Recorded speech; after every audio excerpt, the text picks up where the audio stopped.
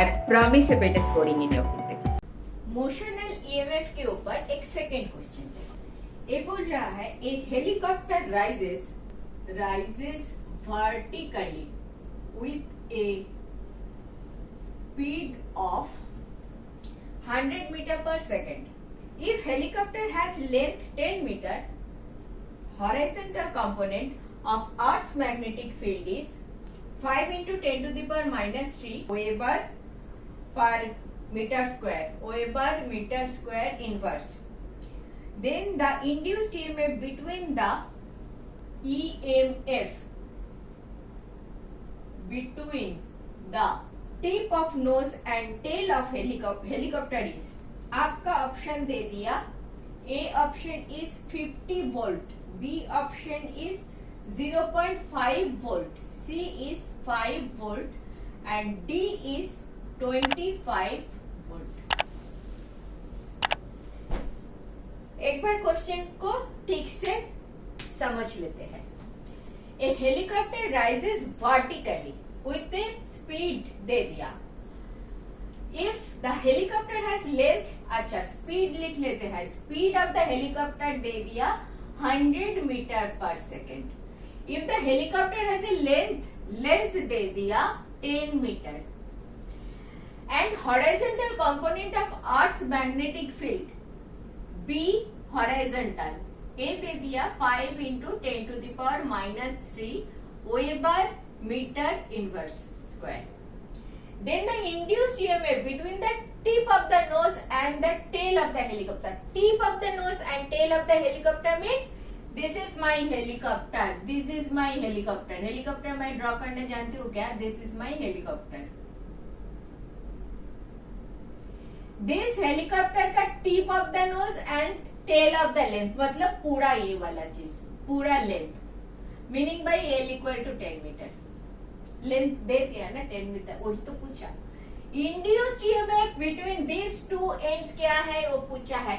This helicopter is moving vertically upward, V is in this direction and आपका magnetic field जो है वो horizontal component, your H पकड़ लो, H या B, H या B, whatever that you make this way, B, this way. Okay, this time I am not making this horizontal but this way, north to south. This is my north, this is my south. Horizontal direction में मेरा magnetic field है and the helicopter is moving upward with a velocity v. इसका length है L.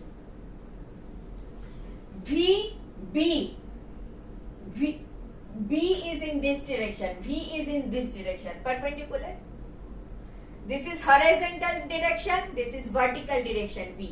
तो these two are perpendicular. ठीक है, उतना समझ में आ गया? अच्छा, तो मुझे E मिलना चाहिए। इतना दूर मत जाओ, मुझे भी थोड़ा सा कंफ्यूजन हो रहा है शायद। मुझे फैराडेज लॉ चाहिए। मुझे तो पता है इंड्यूस्ड ईएमएफ बोले तो फैराडेज लॉ लिखो। क्या होता है? Induced EMF equal to D phi by D T. Modulus ले लो, कोई झगड़ा नहीं, ठीक है। डी फाई डी टी क्या होता है? D D T of B dot A. B is magnetic field, E is area covered. B तो कांस्टेंट है, this is your B, B को बाहर ले सकते हैं तो B D A D T. What is A? Area. Since this helicopter is moving with a velocity in this direction, this is entire length of the helicopter. This entire thing is moving up. So after some time, probably this is some kind of area it is making. Area. Because of this V, because this helicopter is moving up, this area A is also getting increased.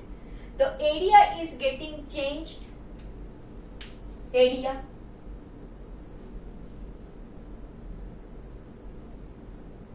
समझ में आया? This L, length of the helicopter, and this vertical displacement जो हो रहा है because of its motion, तो एक area बन रहा है. This area it is talking about. This is my A, this is my A, entire thing. This entire thing is moving, getting increased in a magnetic field B, which is horizontal. ठीक है. तो देखो तो इधर से क्या मिलता है, क्या मिल सकता है. B तो कांस्टेंट निकल गया, B तो कांस्टेंट निकल गया, B तो रख लो. dt ऑफ A के लिए मैं क्या लिखूं, L इंटू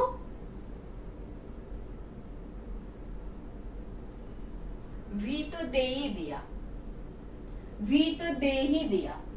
तो दिस डिस्टेंस तो V नहीं है. Suppose this distance is x y लिख लो. वर्टिकली जा रहा है, y डायरेक्शन जा रहा है.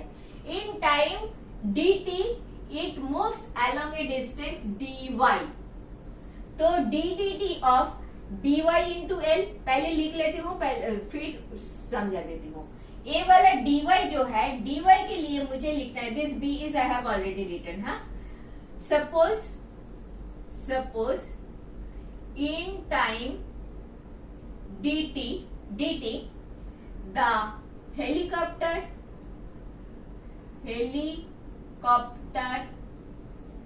moves dy in vertical direction. ठीक है. dy in time dt dy ऊपर गया. देखो this is length, this is velocity coordinate तो नहीं हो सकता ना. This is length, this is also length, this is l, this is dy. ठीक है, समझ में आया ना. तो l dy is the area. आपका area is l into dy. क्या आ रहा है, b, l तो कांस्टेंट हो गया, dy dt. dy dt is it your v? dy by dt is it your v? blv is it your v? this v blv हो गया आपका induced EMF. सारे वैल्यू तो पता है, डालो ना. b का value is 5 into 10 to the power minus 3, l का वैल्यू इज 10 एंड v का वैल्यू इज 100. सारे के सारे तुमको एसआई यूनिट में ही दे दिया. 1 2 3 1 2 3 30 तो निकल गया, 5 रह गया. 5 वोल्ट 5 वोल्ट. समझ में आया बात? कठिन था? कठिन नहीं था, कठिन था. If you try to remember this formula BLV, don't do.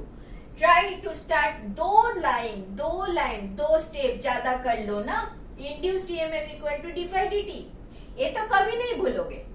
D phi dt 5 बोले तो b dot A. b is constant, b को निकाल दो. dA dt area, rate of change of area. Area कैसे चेंज हो रहा है? एरिया चेंज हो रहा है. तुम्हारा एरिया क्या है? तुम्हारा एरिया है, this is your area, L into dy.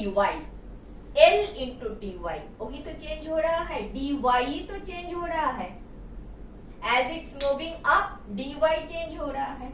तो एरिया की जगह लिख लेना L इंटू dy. L में कांस्टेंट बाहर आ गया, dy dt. dy by dt, dy dt is your velocity. वही वेलोसिटी से तो आप जा रहा है. समझ में आया ना बात? तो BLV. Don't try to remember. If you do this kind of problems, 10 problems, you will definitely know this is the answer. तब आप लिखोगे induced EMF equal to BLV.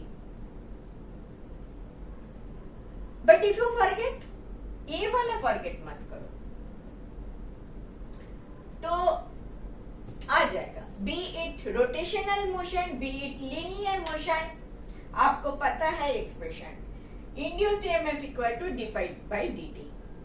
ठीक है, तो आपका तो सॉल्यूशन हो गया. आपका आंसर इज 5 वोल्ट. क्लियर? बिल्कुल क्लियर ना? चलो नेक्स्ट देखें. Thank you for watching.